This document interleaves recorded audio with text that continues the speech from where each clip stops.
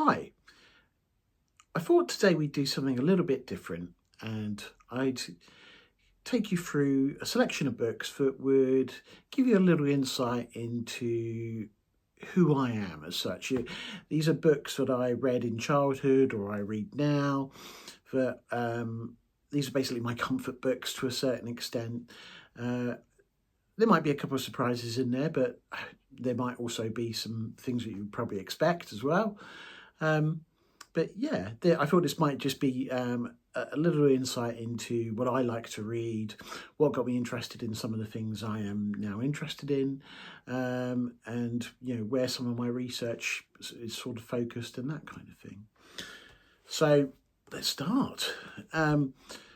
Obviously, none of you will be really surprised to see Jaws here. I would have thought Peter Benchley's absolute classic book, 1974. I think this is the anniversary edition or the original, one of the original sort of cover editions, which I had to seek out. But it's obviously the book, really, when it comes to creature features. There's nothing else quite like it. I mean, there's obviously a couple that I'm sure you can think of, which are bound to pop up here, but this was the book that started it all for me. And this book starts with a great passage, which is the great fish moved through the water, and it's one of the reasons why in Shadow Beast I actually started my book with the creature. I wanted to start with that explanation of the animal doing something and setting the scene as such, which this book does really, really well.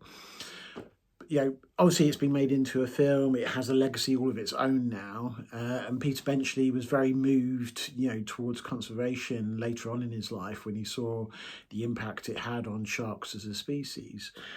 So it's not just the book that's influenced me, because it is a wonderful read, and it will be.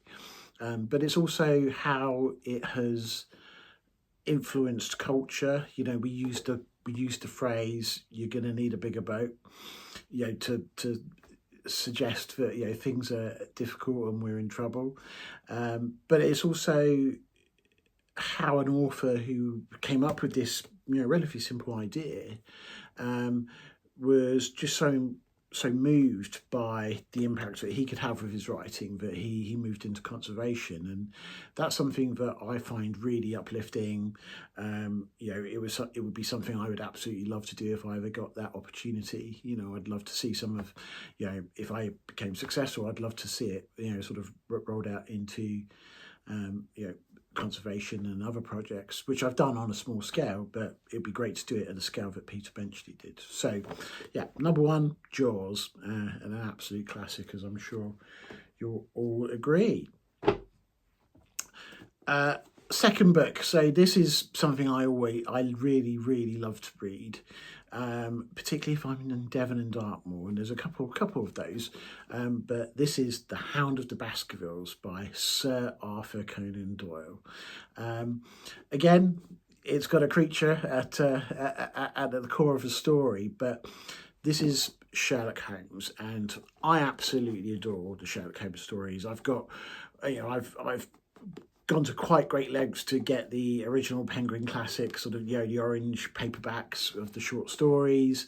I've got the leather-bound hardback of the Hound of the Baskervilles. These are books I just absolutely love to absorb. I love Holmes as a character. I think he's amazing. The great detective.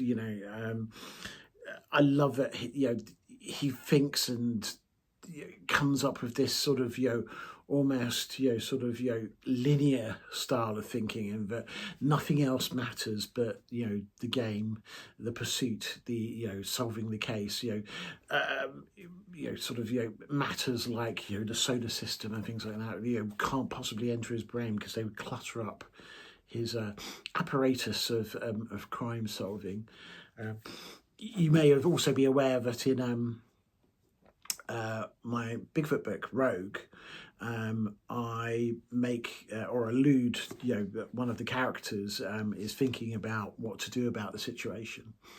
and he sits down and smokes a pipe, and he decides that the problem is going to be a two-pipe problem, and that comes from good old Sherlock Holmes, who sat down, and I think it's one of the shorter stories where they decide that the issue that he's contemplating is a three-pipe problem. But yeah, it's a really classic story. It is really quite atmospheric to go to somewhere like Devon and Dartmoor and read it sort of there. But it's really one of the best. I have to say, I know that sort of the Holmes legacy continues in sort of more recent books by different authors. I think The Beast of the Stapletons is actually almost sacrilege. I think it's it isn't very fair to the characters in this book really, and I wouldn't recommend it. But that's just me. Each to their own, of course. But you cannot go wrong with the Hound of the Baskervilles. It's an absolute classic, as I'm sure you all agree. Now, talking about obviously creature features, Jurassic Park, The Lost World by Michael Crichton. They're again an absolute favourite. I really love how Crichton, particularly, doesn't err away from the science. He doesn't dummy it down for readers. He really goes for it. When this was written in the early 90s, it really was as cutting edge as it possibly could be. It really was intended to be as realistic as possible. There are things that we obviously now know that Michael Crichton, when he was writing it, he knew that raptors were not big enough. But the dinosaur he was thinking of was Deinonychus. But he wanted a raptor because he knew, as a good salesman and as a good storyteller, and as we know, you never let the truth get in the way of a good story. He knew that a raptor, a velociraptor, was a great name, and it would work really well in the story, and of course it did. Personally, my favourite of the two is The Lost World. I don't know if that's controversial or not, but it is. I just think The Lost World really sort of absorbs that sort of dark, horror, the aspect of, sort of man against dinosaurs, which we kind of really want. I think, as much as I love the films, and I really do love the films, even the new ones, I think what we are missing, and we've never actually seen on screen, is that horror element that is that comes through in the books. Slightly graphic and spoiler warning, but right at the beginning of Jurassic Park, the Compsognathus, they break into a nursery and attack a child, and I think what I really like as well is that Michael Crichton just didn't shy away from the science at all. At the time when he wrote this in the very early 90s, and when he was putting it together towards the end of the 80s, this was the sort of the cutting edge sort of idea of the science. And I think it's probably easy to say that I don't think I'd be over exaggerating in saying that the Jurassic World novels and the species series and films that came after inspired whole new generations of paleontologists, not just in the field of dinosaurs either, but just as a field in general. And I think that's really commendable. But I personally would love to see the sort of the real dark side that you see in the books come through, and sort of really see that sort of that not for children kind of aspect come through, either on the small screen or on the big screen. But the books are as the source material, are really fantastic, and I can't get enough of them.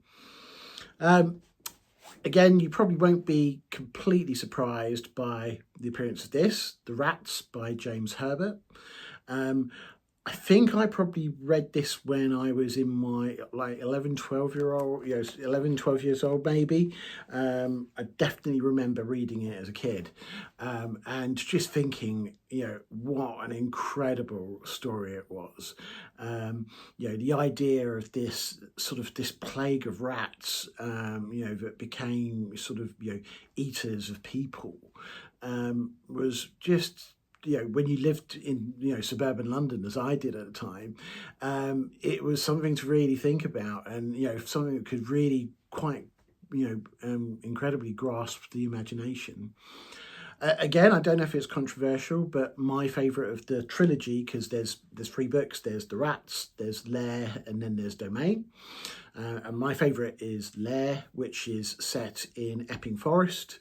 And again, just expands the story and the universe a little bit more. It becomes a real idea of, sort of these creatures, adapting to an even better and newer environment, and taking over this sort of semi-rural area, with, the deer herds and things like that. And yeah, it's just a fantastic story, and I've always been a huge fan. And another book which certainly bought as a child, was Breakfast with a Bigfoot, which is by David Alderton. And I think I bought this at a book fair at my primary school, but it was an absolutely, I mean, you can probably see by the cover itself, what an intriguing concept of the sort of, that artwork just does so much work for you. You could probably imagine me as a kid looking at it and picking it up from the stand and going, I have to have this. It was just a real, sort of, baptism of fire into the world of cryptids, because yes, it absolutely does look at Bigfoot and those sort of, ape men monsters, but it also looks at, lake monsters, kraken, all sorts of, mysteries from around the world. And again, it's one of those books where I'm on my third copy, because I've just burned through the paperbacks so many times, and they're getting quite rare now. So I'm having to look after the current one I've got, which I don't have at the moment, but you can see the cover anyway. Another childhood favourite, but I read whenever I go down to Devon and that sort of the southwest of the country, is Tarka the Otter, by Henry Williamson. Absolutely beautiful sort of story of nature. For me, the bit that was really made an impact for me was the introduction of Deadlock, Tarka's nemesis, this otter hound, the pied otter hound. And I think when I first read it, when I was young, that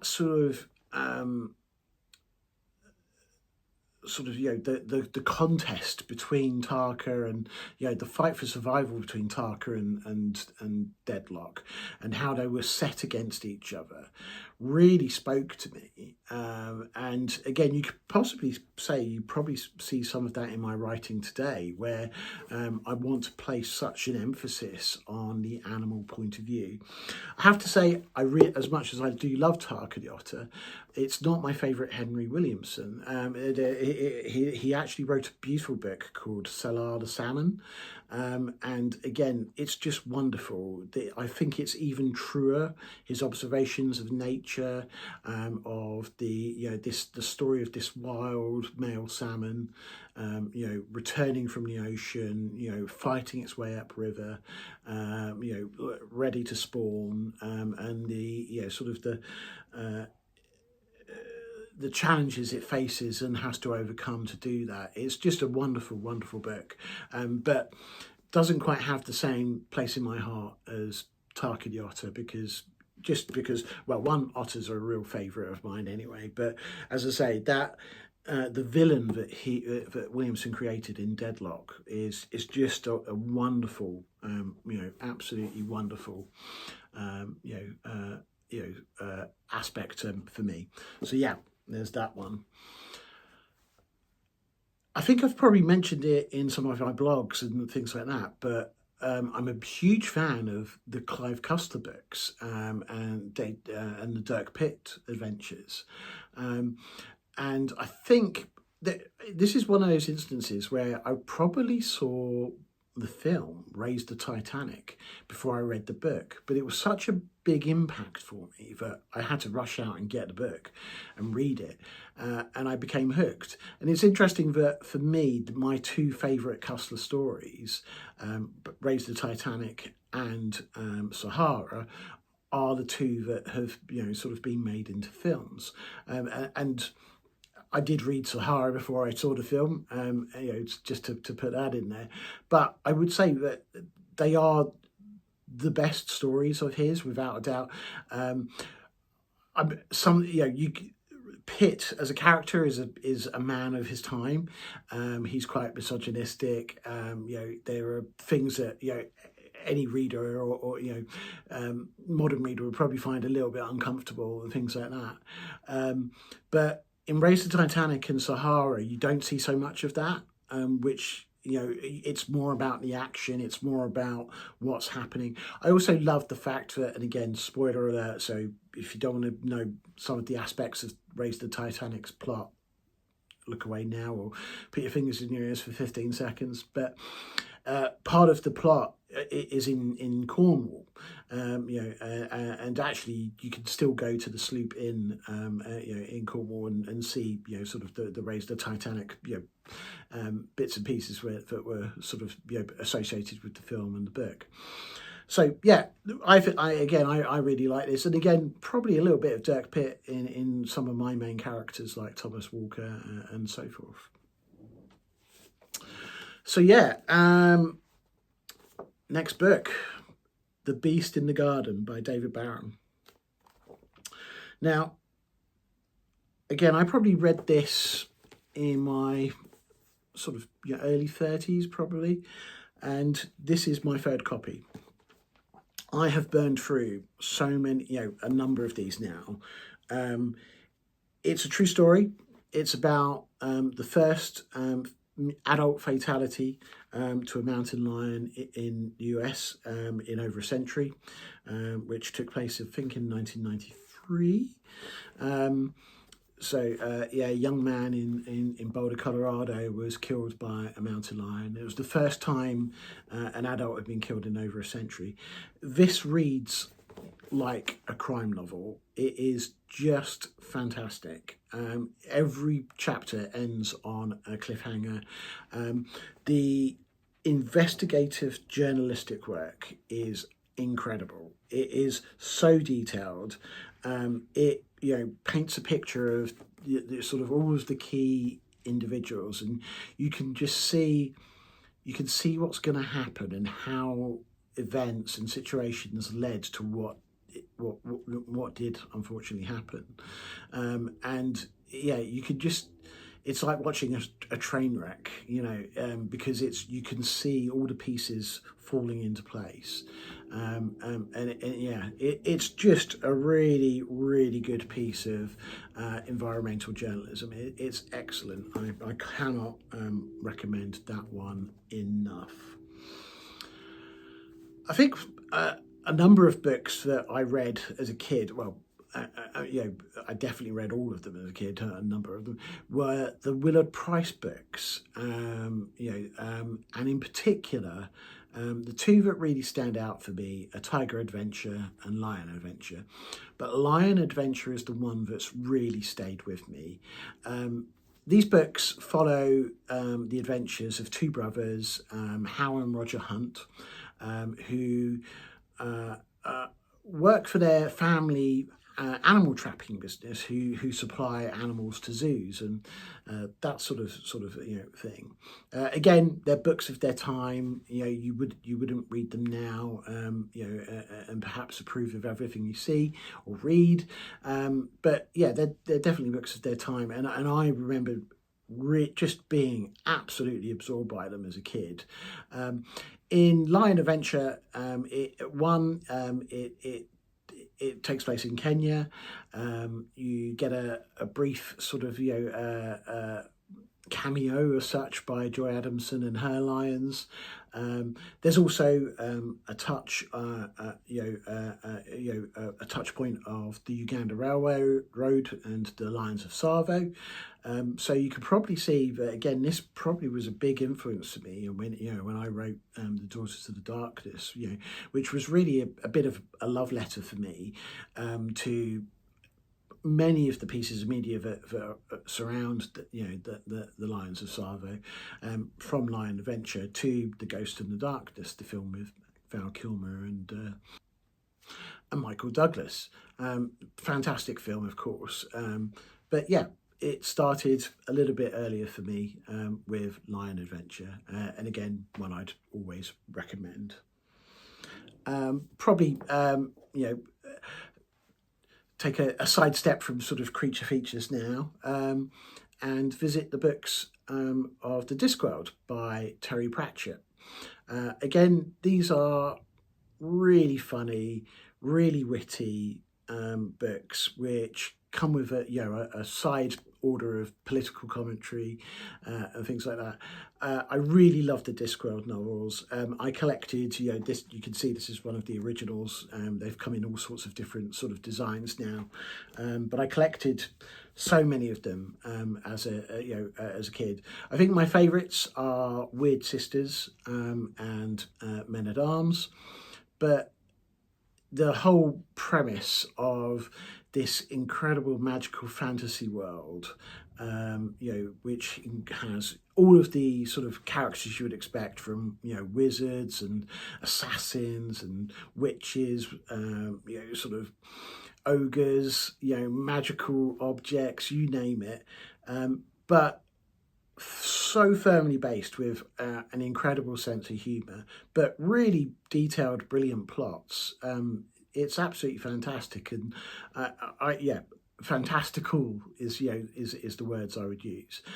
So again, really would recommend those. They're an absolute firm favourite, and if you're ever feeling slightly down, a dip into Terry Pratchett will always cheer you up without a doubt. And finally, we have the Jack Reacher books by Lee Child. Again, I just love the writing. Jack Reacher is described as the hero we don't necessarily want, but absolutely need.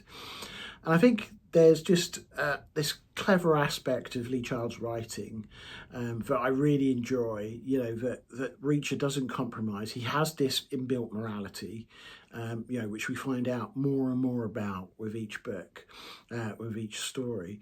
But I just find the whole concept of this sort of, almost Western style, lone, cowboy, traveling, across the states, sorting out, rights and wrongs, really interesting how it's sort of been translated into this modern setting. I also really love, and I've done Lee Child's writing course on BBC Maestro, and it's excellent. But again, one of the loves for me is that one of the things Child wanted to do was introduce this aspect of the great detective. He loved this idea of Holmes who could observe something and say, sort of, you've come from so and so street, and you were a doctor who worked at this hospital, those sort of things. And you see Lee Child do that in the first book, Killing Floor, where he looks at one of the detectives and makes all these observations about when he gave up smoking, that he's probably separated from his wife, and all of these things, just based on what he's noticed. So I just do love that it's not just an 80s action flick, in a book. There's a lot more depth to it, and I really do love the Reacher series of books. I think the Amazon series as well of Reacher, with Alan Richardson, has really brought the Reacher we know and love to the screen, and it's great to see them. My favourites are Killing Floor, the first book, as well as Bad Luck and Trouble, and Gone Tomorrow. I think that, those are my sort of favourites. And Killing Floor was the first season of Reacher on Amazon. Bad Luck and Trouble was the second season, and I think Gone Tomorrow is going to be the fourth. So hope it looks like somebody out there also agrees with my choices. So that's it. I think that's 12 books in all, to give you an idea of who I am and what I like to read, those sort of things. If you like this sort of thing, let me know. Perhaps I can share some, sort of movies that I like, or the movie scores that I listen to whilst I'm writing, that sort of things. But otherwise, we'll have another video on Friday. Thank you for joining me, yeah, thanks for watching. If you like this sort of thing, do subscribe, share the channel. It all makes a massive difference. Thanks very much. Bye.